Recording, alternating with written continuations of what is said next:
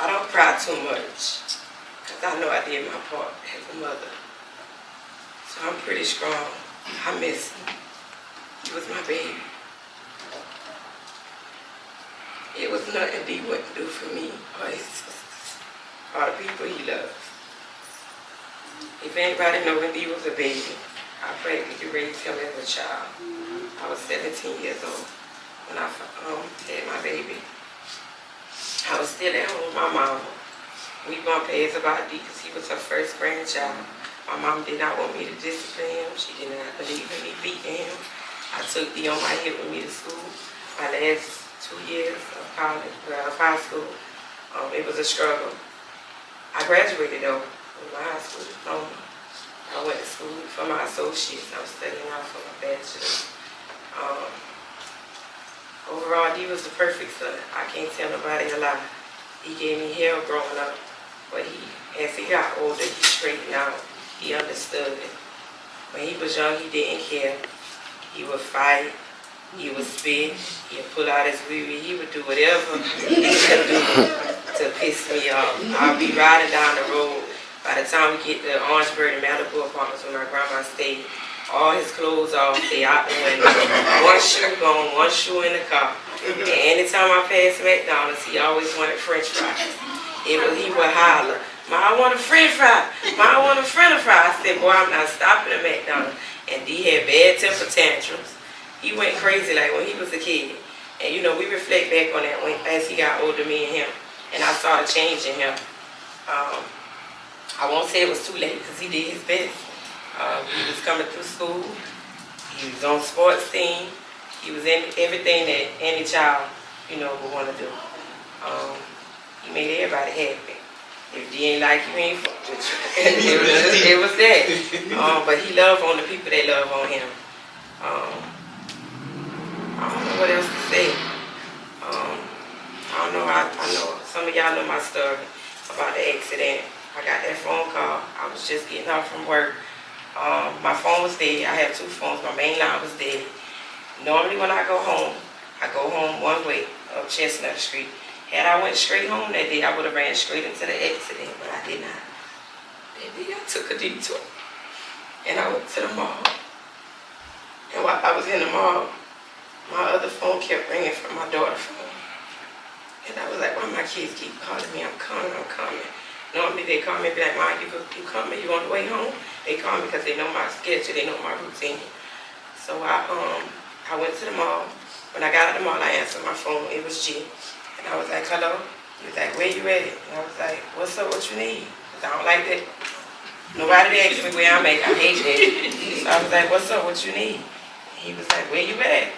And I was like, "What do you need?" But in his voice, I could tell he really needed to know where I was at. So I was like, "Man, I'm leaving the mall. What's up? What you need?" Like that. And he was like, "Well, I need you to meet me at the hospital. Meet me right now." So I was like, "Well, what's going on, G?" He was like, "Just meet me at the hospital." So at this point, my adrenaline pumping. It's pumping, it's pumping. I'm calling everybody. I don't even know nothing, but I'm calling everybody. I'm calling my friend Bree. I'm calling my friend Kia. I'm calling everybody. I couldn't get an answer. Even like Tudor, I didn't think to call her because she's my favorite cousin and I know she weak. So I didn't call her. I called my friend Naisha. I was like, "Naisha, what's up?" She was like, "What's up, girl?" I was like, "Well, what you doing?" I was like, "G just called me and told me to meet him at the hospital." And she was like, "Well, what's wrong?" I said, "I don't know, Naisha." I said, "I'm scared. I don't know what's wrong." And she was like, "He got cousins, he got sisters." So at this point, I'm thinking she knows something. I said, "He got cousins, he got nieces." She was like, "How old are they?" I said, 14, 15, and a little girl. You know, I was all over the place with my words. I was like, "What's wrong, Naisha?" And she was like, "I don't know, just meet him at the hospital." So I was like, "Naisha, what's wrong?" She was like, "It was a bad accident." She said they claimed the life of somebody. She didn't know who it was. And as soon as she told me, I knew it was him. I knew it was him because earlier that day he texted me and asked me could he go to a friend's house. I never allowed D out. I never allowed him to go nowhere. I was mean as hell to D when I needed to be. It wasn't nothing I wouldn't give him, but D was scared of me. A lot of people don't think so, but D was afraid of me. As big as D was, if I was to walk up on D, he would ball up like a baby because I didn't play with him.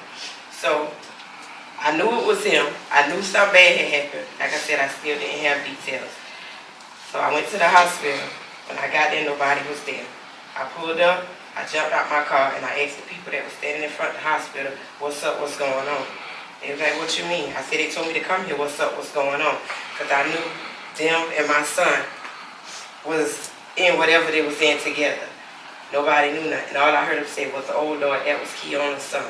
At the time, I'm thinking maybe he got shot. Maybe he got hurt. I wasn't thinking death. So I called my sister. And I don't remember really nothing after that. I called, I knew I was screaming and yelling on the phone. G pulled up, he grabbed me, he was like, what's wrong? We gotta go in the hospital. I told him I'm not going in there. I called my mom. Anybody, be it Crystal, we like oil and water, we do not mix. We love each other, but we do not mix.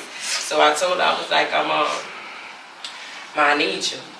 And she was like, what's wrong, Keona? I said, Mom, meet me at the hospital. I'm up there, just come to the hospital. She started panicking on the phone. I hung up the phone. I sat in my car, I would not move. She begged me to get out, I would not move. When my mom got there, I would not move. I felt like she was stronger than me. So I said, Mom, you go in and find out what's going on. They kept telling her they needed the mother. So I was like, y'all call G. You know, y'all talk to him.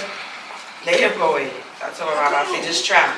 Try to go in and try to, you know, see if they'll let you know something. So they all went in. Hey y'all, how y'all doing? They all went in. And G came back and his eyes was bloodshot red and he was crying. So when he came back out to me, I was like, what's wrong? They wanted me to come in again, unfortunately. So when I went in, I was kind of panicky. I stood far back from the door and all I could see was police. A bunch of police, a boy from the funeral home that I work with, but he was an officer at the hospital. And then I seen somebody with a black shirt on that had the corner office on. He would not let me see my baby. He would not let me identify him. They showed G a picture. It was days and days before I could even see my son. And I just want to tell y'all, if y'all got parents, listen, I cannot stress enough to listen. If my son had listened to me, he would not have been in that situation. He begged me to go and be with a friend that day. I told him no. He begged me to go play the game. I said no. He begged me to go play basketball. I told him no. I cannot express how important it is to listen to y'all parents. One mistake cost my son his life. I know y'all think mistakes just happen and you can come back from. But the one mistake that he made cost him his life forever. And I know that if D could have came back from that, and if he could unwind things, he would have. But it was too late. He was too deep in. D was about it, and I felt like he had a point to prove. So he said, I'm going to do, you know, whatever. He did it. And I heard so many stories of how the accident happened, how it looked. Still to this day, I don't look at pictures. I don't look at YouTube. I know all the videos, the links are up. People tell me I don't look at it. I have a plethora of newspapers at home. I've never opened them. They still rubber band. His clothes that he died in, they're still wrapped in the bags that they sealed them in. I don't know what to tell y'all as children, but to listen to y'all parents. The most devastating thing I had to do was come in my house, wake my daughters up that afternoon, and tell them that they would never see their brother again. Never see their brother again. And I even train them and drill into them how important it is to listen. The other day, Diamond asked me could she go outside. I told her, yes, stay in the yard. I text her again. I said, yes, stay in the yard. She didn't even text me again. She said, okay. But I text her again. I said, I need for you to understand. I need you to stay in the yard. Stuff is happening so quick. You could go up the street to the park and something can happen up the street to the park. People can be jealous of it. People can be envy. I'm not telling y'all not to have friends, but watch y'all circle, watch y'all back. Watch y'all circle, watch y'all back. Everybody y'all think y'all friend are not y'all friend. People will put you in a situation that you cannot get out of. My son cannot get out of that situation. He's stuck. His people, his cousins that he told, and they wish they could have stopped him. They wish they could have saved him, but they couldn't, and it was too late. He did what I feel like D wanted to do. D might have seen his death. They say people see their death. Dee was the most joyous, fun, loving, crazy, smart, outgoing. I don't know what else to say. I feel it back there. My boy, he here. I'm not going to call him out. He lost his son also. Me and him bond a little bit more different now. It is not a good feeling. You lose people a lot. People lose cousins. People lose sisters. People lose brothers. For anybody who got a child, you know how you love your child. Love on them even harder. I don't got that chance again. But I know I did my part as his mother. So I feel good. I'm okay. I'm at peace with me. I'm okay. I'm upset with Dee. Still to this day, I'm angry with him. I couldn't even grieve him when he first passed because I was more angry with him than anything. So I couldn't even feel the sadness. I was angry, livid. Because I went back, I still go back through our messages. You asked me over and over again, I told you no. I said that you can't ride with all kind of people. And the night before he died, he slept with me in my bed. He was a mama's boy. He would run me to sleep. She'd get mad, but that was my bed. He slept at the foot of my bed that night. She told him to move over, so he got to the foot. He didn't care. And he stayed there with me. And I just wish that I could tell him the times. I'm thankful for all the memories and everything that me and my son did. He lived his life. His birthday was March the 4th. He died on the 9th. On the 4th, he went crazy. Like he was Big Meech in the mall. He liked to spend money. Like today, I probably would have been somewhere out spending all my money. You know what I'm saying? But I did it for this. I wanted a lot of y'all to come. I wanted the whole school to come. I want y'all to know, y'all got to listen to y'all parents. They ain't gonna tell y'all nothing wrong. I wouldn't tell my son nothing wrong. But I told him the night before, we was just talking, you know, chopping it up. Me and him having good girl talk, mama talk, dad son talk. I said, son, I said, the worst thing, I told him, listen to my exact words, I said, the worst thing that I would ever have to hate to do is to identify your body in the road. I told him that. I said, that is the worst thing. I would never want to get a phone call. I said, I love you, son, but I need you to listen to me. Those were my last words practically to Dee before we went to bed that night. And the next day when I took him off to school, he did not return. Love on y'all children, love on each other, love on y'all parents, listen to y'all parents. I'm not going to say it no better. Anybody who's been in trouble before, no, I was a troublemaker. I was bad as hell in school. My mama could not do anything with me in school. She wanted me to go to group homes. She wanted me to go to DJJ, anywhere but her. She could not do anything with me. But now, I understand that as I got older, I understood why she said the things she said to me. I understood why she fussed at me. And I had no reason to do the things I did, but I just did it because I could. I did it because I wanted to. I did it because I don't care what my mama said. I was just like y'all. I know some of y'all out there is sitting, y'all looking at me, y'all be like, I don't give a fuck what she's talking about. I don't give a fuck what my mama said. I was the same way. I ain't give a fuck. But it all came back on me. My life wasn't hard, but I made it harder due to the things and the decisions I made. Having kids at an early age, raising kids alone by myself. You know what I'm saying? It's hard out there. Don't think a baby gonna hold no man. Don't think a baby gonna help your life be better. It slows you down. And if you don't have people in your corner that love you and genuinely care for you, it's gonna get rough. I still have rough days. I still have rough days. Even with a daddy, it's still rough. So I'm just telling y'all as kids, listen to y'all parents.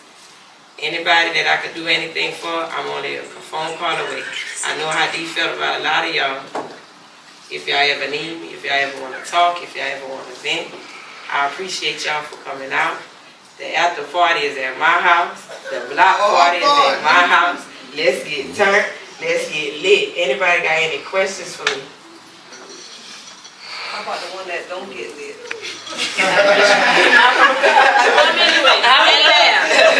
I don't know. I just hope y'all had a good time. It wasn't supposed to be too long. I'm a late person. I'm never on time. I kind of like was going to bail out, but I didn't tell anybody. I was falling out because I was scared to come talk in front of y'all. But I'm glad y'all came. You did good. You did good. You did good. Really good. You would have bailed out today. I promise you I would have never come to another meeting. Nephew left here too soon, but we can't question God because a lot of us here for reasons, sin reasons and for a cause. So once our job is done, we come back and get his angels. So we're not going to be sad today. We're going to come and just enjoy everybody. We're going to have laughter, fun, and act of fool.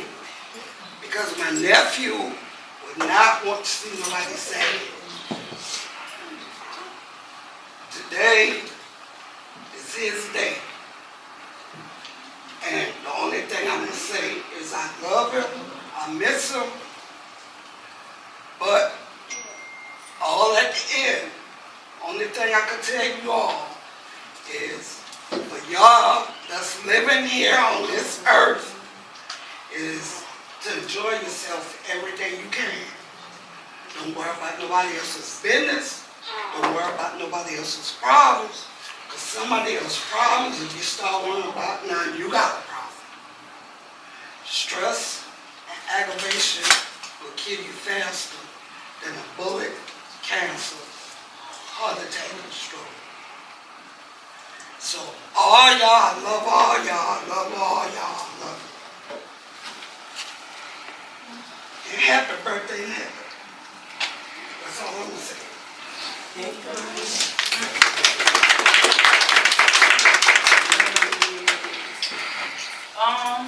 I'd like to thank all y'all for coming out today to celebrate my nephew for his birthday. All y'all knew D. You knew him was to love him. D made everybody smile. Ain't that right, Keon? Mama's boy. I'd like to take a moment of silence for my nephew. Today would have been his 15th birthday. So I asked everybody to bow their heads.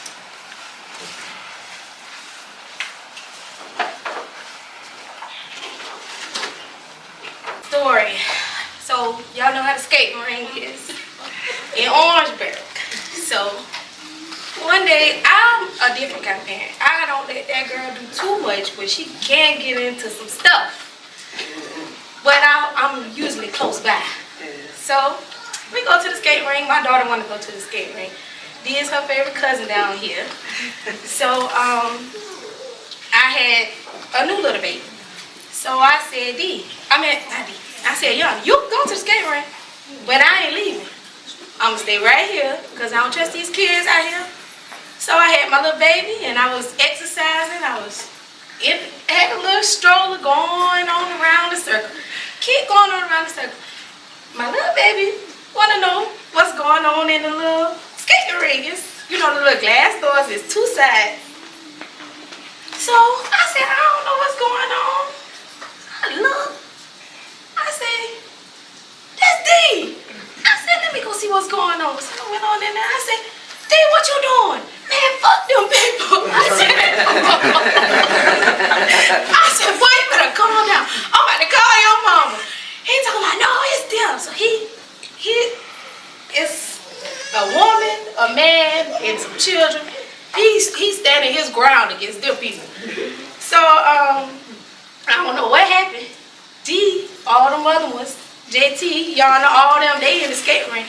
The man did put him, the little security, whoever, he put him in handcuffs. D got his hands up here, right here, he laughing. Talking about, y'all, look. He's standing, he laughing. Now what Kiana said is not a lie. He's scared of his mama. So, he's showing out, I'm letting him show out. He's showing out in front of me and the kids. He's showing out having a ball. You see that car pull up. Everything changed. Kiana flung that door open. And she looked at me, she said, and what you doing over here? And my baby over here. I said, girl, I don't know what's going on up here. She talking about, you supposed to be on his side. I said, I am, but he's having a show over here. And you don't know nothing about him. Dina changed the whole dynamic of the day. And his mom looked at me like, you ain't on my baby's side. I'm like, well, girl, you missed the show. And I ain't gonna say that because I don't want him to get in no more trouble than what he already in. And that's for the parents and the kids. Y'all get in trouble and y'all think it's so funny, hee hee ha ha. And y'all have y'all parents thinking one thing, and y'all have y'all friends thinking another. Yeah.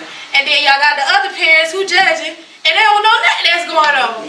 I let my cousins, both of them, the child and the mom, be great, because she was great. I let the child But stop judging all the time when you don't know what's going on. And if it's something that you can do to help a child, just help the child.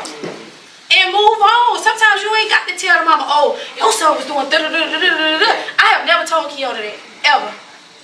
I ain't told her that D was showing out before she got there. But I let her handle her baby, get her baby back together. Because it's not, sometimes you can correct the child without even having to go into the parent. And some of y'all parents need to realize that y'all can correct the child. Oh, don't say nothing to my child. And your child will be gone.